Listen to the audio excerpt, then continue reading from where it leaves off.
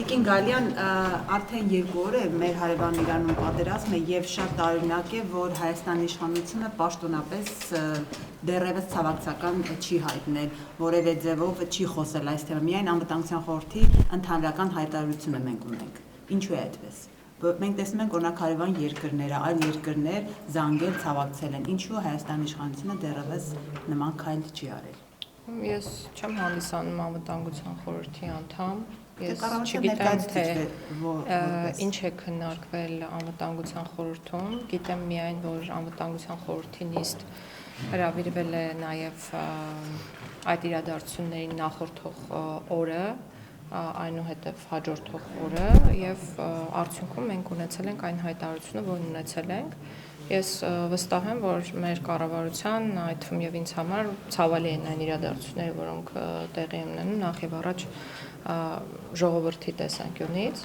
բայց այդ հարցին պատասխանել չեմ կարող, որովհետեւ ոչ ոլորտի պատասխանատուն եմ եւ ոչ էլ անկեղծ ասեմ մասնագետը, իսկ ես չեմ սիրում խոսել այն երևույթների մասին, որոնք մասնագիտական չեն եւ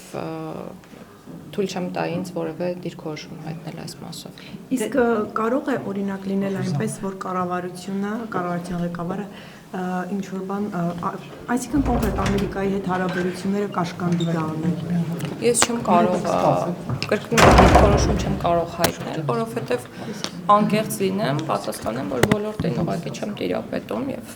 այդ է պատճառը, որ չեմ անի որևէ հայտարարություն։ Շատ լավ, ասացիք չեք տիրապետում, բայց այնուամենայնիվ Իրանը մեզ բարեկամ երկիր է համարվում, չարժեք գոնե ցավակցել հոգեվոր առաջնորդի եւ այդքան մահերի։ Այո, լսում եմ։ Ես ասացի չեմ անի որևէ հայտարարություն։ Ինչու եք նորից կարծիք չեք կարող արտահայտել։ Իրանը շարունակում է մնալ բարեկամ պետություն, մենք շարունակում ենք մեր համագործակցությունը մի շարք ոլորտներում, օրինակ վաղը իմ օրակարգում, եթե չեմ սխալվում, դրված է Իրանի դեսպանի հետ հանդիպում, այսքանը։ Տիկին Գալյան, դուք այս հարցին չեք արձագանքում, բայց տեսեք, դուք այս օրերին Ես արձագանքում եմ։ Չէ, ասում եք, մեր Ես արձագանքում եմ, ասելով, որ չեմ կարող պատասխանել այդ հարցերին, որովհետև չեմ հանդիսանում այն մարդը եւ մասնագետը, ով կարող է կարծիք հայտնել կամ հայտարարություն անել այս թեմայի առնչությամբ։ Բայց ձեր կարծիքը ինչպիսին է, լավ, կոնկրետ չեք անդրադառնում, չեք լսում ինչ եմ ասում։ Լավ, անդրադառնում եք, կլսեն մնա հեռուստադիտողները։ Դուք ներկուսակցական քարոզարշավ եք անում այն օրերին, երբ որ մեր քթի տակ բուռն պատերազմ է ընթանում։ Դուք տպավորություն է հայ հանրության կողմից, որ Հայաստանի իշխանությանը ընդհանրապես կառավարությանը չի հետաքրքրում կամ ինքը շատ անտարբեր է վերաբերվում այն ամեն ինչին, ինչ տեղի է ունենում մեր սահմաններին անմիջապես։ Կներեք, իսկ ինչ պետք է աներ կառավարությունը, որ թվար, որ բացարձակ անտարբեր չէ այն ամենի հետ կապված, ինչ կատարվում է Հայաստանի Հանրապետության սահմաններից դուրս։ Ես կարծում եմ, պաշտպանության նախարարը, արտգործնախարարը ձեր հետ պետք է փողոցներ ընկած չլինեին, կներեք։ Դա ձեր կարծիքն է եւ ես հարգում եմ ձեր կարծիքը։ Դուք կարծում եք, որ նորմալ է, որ մեր երկրի իշխանությունը, երբ որ մեր սահմաններին պատերազմ է, կարող է ներկուսակցական քարոզարշավ իրականացնել։ Դա նորմալ է։ Ինչն է խանգարում դա անել, եթե այս պահին վստահաբար Արտադրության ներողություն անվտանգության խորհուրդը գնահատել է, որ մեր երկրի անվտանգությանը սպառնացող վտանգ չկա։ Ես ուզում եմ հասկանալ ինչու պետք է շեղվել ներքին օրակարգից եւ ինչ պետք էր անել, որ ակնհայտ լիներ, որ կառավարությունը մտահոգված է, անհանգիստ է եւ այլն։ Այսինքն ինչպես պետք է դա արտահայտվեր տանը, որ քաղաքացիները իր քաղաքացիներն են իմանային, որ դուք տեղում եք։ Հստակ հայտարարություն չենք ասում գնալ հասնել Իրան։ Իսկ որտեղ ենք մենք։ Հիմա օրինակ ես որտեղ եմ։ Մենք այդ ենք տեսել նախորդ 2 օրերին։ Ինչ-որ վատ բան կա։ Եթե դուք կուկուրուզ ու պերաշկի չեք սիրում, դա ձեր խնդիրն է։ Ամփոփելով 2 օրեր քարոզարշավի տիկին նախարար, ինչ տպավորություններ եք ստացել քաղաքացիները, ինչպես են վերաբերվում իշխանությանը, այ հաճախ են չէ՞ նշում ձեր քաղաքական օպոնենտները, որ հանրային աջակցության վարկանիշի ահռելի նվազումն եք դուք քաղաքացիների հետ շփումները ամփոփելով նման տպավորություն ստացել եք։ Նախ ներ կուսակցական կամ ներքին քարոզարշավի մասին է խոսքը եւ ոչ թե նախընտրական քարոզարշավի, բայց լավ առիթ է նաեւ քաղաքացիների հետ շփվելու եւ շնորհակալ եմ, որ այս հարցը տալիս եք։ Ինձ մոտ այդ շփումներից եւ ձեզ հետ շփումներից դիսոնանս է առաջանում, որովհետեւ ձեր հարցերը լսելով ես ինչ-որ ապոկալիպտիկ տրամադրություններ եմ սկսում ունենալ, մտածելով, որ մեզ մոտ ամեն ինչ վատ է, բայց ամեն ինչ վատ չէ այն դեպքում, երբ մենք շփվում ենք հասարակության հանրության ներկայացուցիչների հետ եւ բավականին տրամադրող շփումներ են, այո, բայց կարող ենք հետևություններ անել հասարակության ոչ շերտերի ներկայացուցիչներն եք։ Եվ հասարակ քաղաքացիների հետ շփումը տրամադրող է եւ իրականում պատասխանատվության ավելի մեծ դաշտ ձևավորող, որովհետեւ այն խնդիրները, որ քննարկվում են,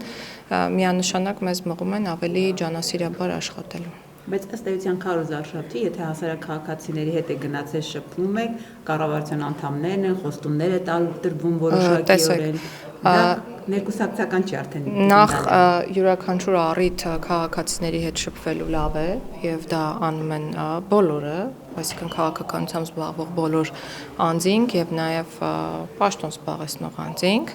Մենք ունենք հստակ օրենսդրական արգելքներ, որոնք խախտել չի կարելի, դրանցից մեկը բարեգործության արգելքն է եւ ես օգտվելով առիթից կոչ կանեմ բոլորին առանց բացառությամբ զերծ մնալ բարեգործության արգելքի խախտման իրավիճակներից, այսինքն չտալ այնպիսի խոստումներ, որոնք կարող են որակվել որպես բարեգործության արգելքի խախտում։ Եվ այդ մասով մի հարց, Տիկին Գալյան, հիմա շատ է խոսվում այն մասին, որ ընդդիմադիր ուժերի հետ կապված, այո, կա այդ արգելքը, բայց օրինակ մենք ինչպես հասկանանք նույն թոշակների հետ կապված իրավիճակը, այո, երբ որ ընտրություններից 3 ամիս առաջ է, հիմա դա Նիկոլ Փաշինյան որպես վարչապետ է իրականացնում, դա պարտավորությունն է իրեն, թե թոշակառուներին քաղաքացիական պայմանագիր կուսակցության ղեկավարը փորձում է կաշառել։ Հիմա ո՞նց է սահմանը գծել։ Սահմանը շատ հստակ է, կարող եք նաև բացել միջազգային չափանիշներին ծանոթանալ, պարզ որոնման մեխանիզմների օգտագործման արդյունքում նախ սոցիալական երաշխիքների ապահովումը կամ դրանց բարձրացումը նախատեսված է եղել կառավարության ծրագրում։ Երկրորդ, պետական ռեսուրսների օգտագործմամբ սոցիալական խնդիրների լուծումը որևէ դեպքում բարեգործություն որակվել չի կարող։ Բարեգործության մասին մենք օրենք ունենք, որտեղ բարեգործությունը սահմանում է որպես մասնավոր ֆիզիկական կամ իրավաբանական անձանց կողմից իրականացվող գործունեություն։ Եվ պետական ֆոնդերի ծախսը, պետական միջոցների ծախսը չի կարող կրկնում դիտվել որպես բարեգործություն։ Միաժամանակ ունենք մենք պետական ռեսուրսների չարաշահման արգելք կամ վարչական ռեսուրսների չարաշահման արգելք, որի համար կա նախատեսված վարչական պատասխանատվություն, բայց դա կրկին այս ձեր կողմից բարձրացված հարցին առնչվող իրավիճակին բացարձակ վերաբերելի չէ։ Վարչական ռեսուրսի չարաշահման արգելք մենք ունենք նախընտրական քարոզարշավի շրջանում, երբ պետական եւ տեղական ինքնակառավարման մարմինները շատ ավելի ուշադիր պետք է լինեն, որպեսզի օրինակ իրենց քարոզարշավի ընթացքում չօգտագործեն պետական միջոցներ, պետական գույք եւ այլն, այսինքն այդ վարչական ռեսուրսը չօգտագործվի։ Ինչ վերաբերում է բարեգործության արգելքին, ապա դա տարածվում է բոլոր ֆիզիկական եւ իրավաբանական անձանց հիմնադրամների վրա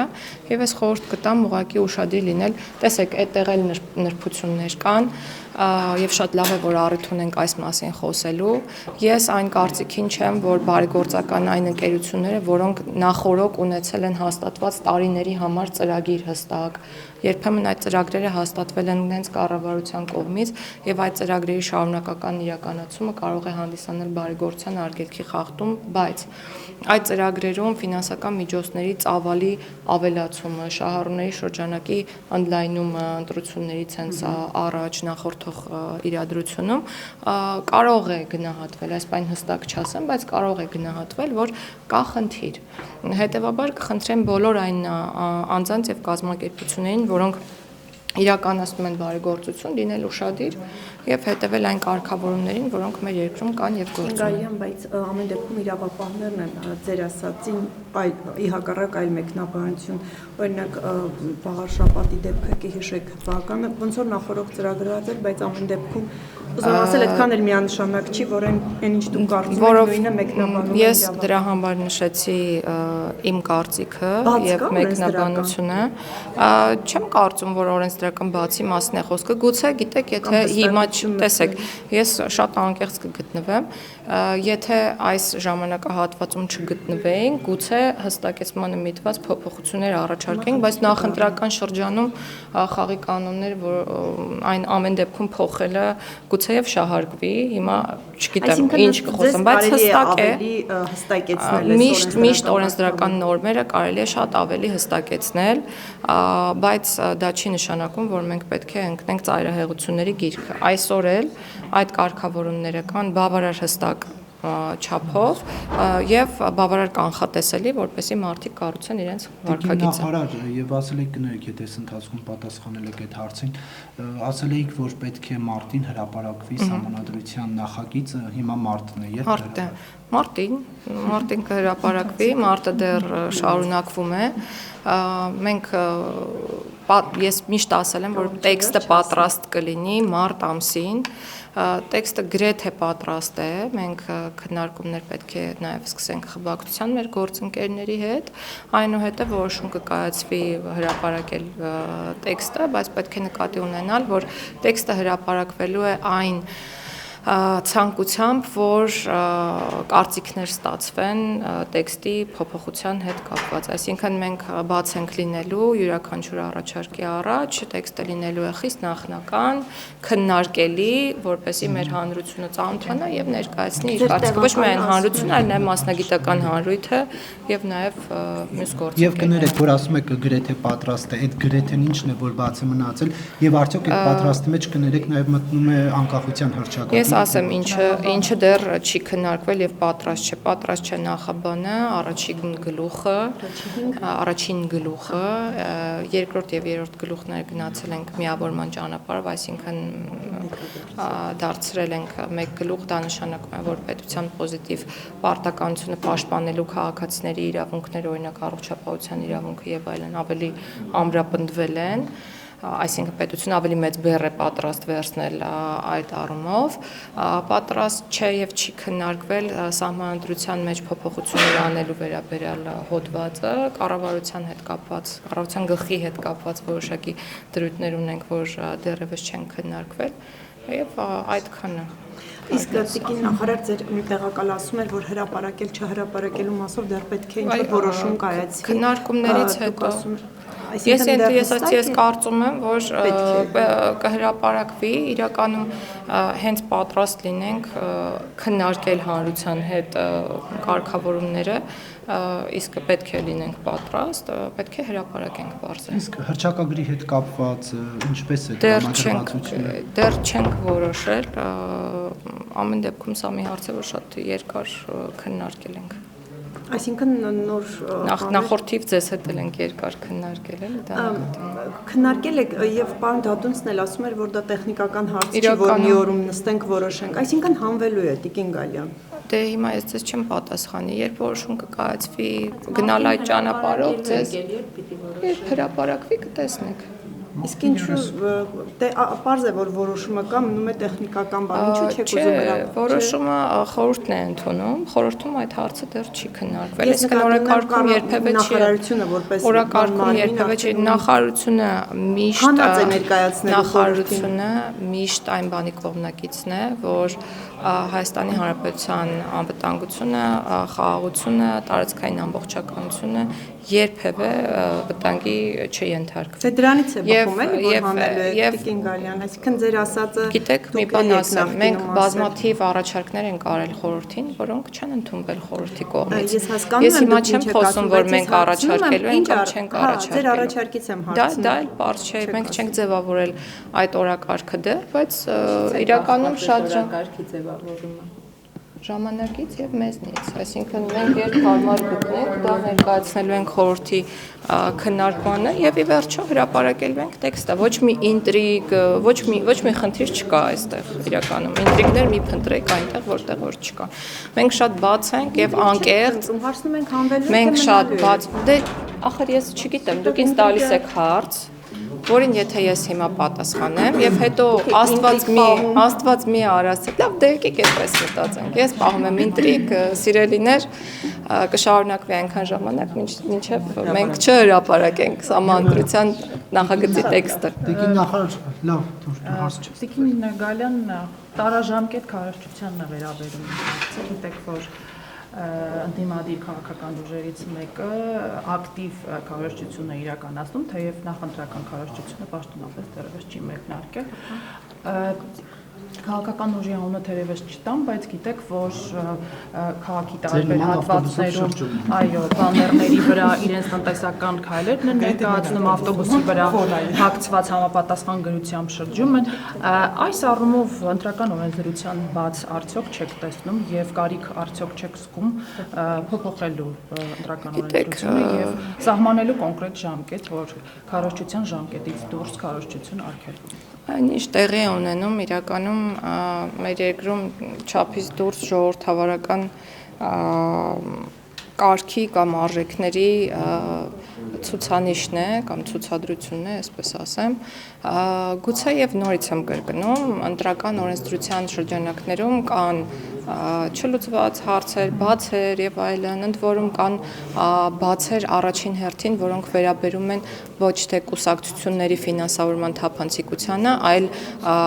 հիմնադրամների, ինչ որ ձևավորվող ուժերի, շարժումների ֆինանսավորման թափանցիկությանը, այսինքն քաղաքացիները չգիտեն եւ չկա օրենսդրական մեխանիզմ, որպեսզի իմանան, թե շարժումները ինչ ֆինանսական միջոցներով են ֆինանսավորվում եւ ում կողմից են ֆինանսավորվում։ Ես կառաջարկեմ այն ուժերին, որոնք գործունեություն են իրականացնում, լինել բաց ու թափանցիկ ու ներկայացնել այդ հաշվետվությունը անկախ այն բանից, թե օրենսդրական կարգավորումներ կան, թե ոչ, որովհետև դրանք հետո տրանսֆորմացվում են կուսակցությունների եւ որպես կուսակցություն այլևս հաշվետվություններ ներկայացնելու պարտականություն կրելու են եւ շատ լավ կլինի, որ մեր ժողովուրդը ամեն ինչ իմանա։ Իսկ ինչ վերաբերում է նրան, որ պսևդոքարոզչություն է իրականացվում եւ այլն, ազատ են նրանք շփվել մեր քաղաքացիների հետ, մեր քաղաքացիներն ազատ են անել իրենց հետևությունները։ Տիկին Գալյան, եւ որ դուք ասում եք ժողովրդավարություն եւ այլն, մենք երեք Դիլիջանում ժողովրդավարության մի աննախադեպ երևույթի ականատես եղանք, երբ վարչապետն ուղիղ ետերում իր լիազորություններից դուրս մի ցուցում տվեց, ասաց այս մարդու աղջկան չնշանակեք մանկապարտեզի տնօրեն, դա համայնքի, հա, հիշում եք, այդ ասելուց առաջ քանի անգամ ասեց, որ ես վարչապետն եմ եւ այդ հարցը վարչապետի տիրույթում չէ։ Հետո տվել ես այնտեղ եմ եղել, հետո տվյալ քաղաքացին ասեց, որ այսպես անեք, այս համայնքում համայնքի անձնական չեմ հիշում, լավ կլինի եւ այլն, այսինքն եկել էր անձնական հարց լուծելու եւ մի քանի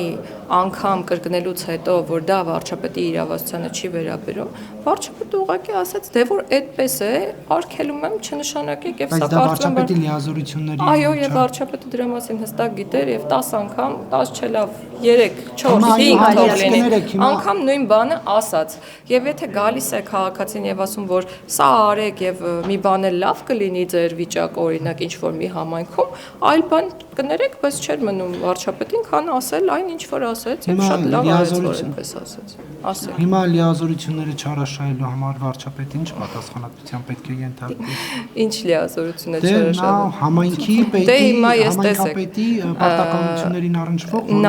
նախ այդ կոնկրետ դեպքով, եթե չեմ սխալվում, կար այլ ժամանակավոր պաշտոնակատար կամ այլ, այսինքն համայնքը իր լիազորությունները իրականացրել էր, նշանակել էր ինչ որ տեխնացու իրական շատ ենք մանրանում այս հարցի շուրջ, բայց ամեն դեպքում եւ լիազորությունների չարաշահումը ենթադրում է որպես արարք հետևանքի առկայություն, այսինքն հետևանքն ինչպիսին է եղել եւ դա պետք է էական վնասի տեսք ունենա։ Եթե դուք կգտնեք էական վնաս այդ արարքում եւ ոչ թե կմեկնաբանեք դա ի օգուտ եւ համայնքին եւ հանրությանը եւ բոլորին, կխնդրեմ հաղորդում ներկայացնել։ Հավանիչ տեսանյութը եւ բաժանորդագրվիչ նորությունները բաց չթողնելու համար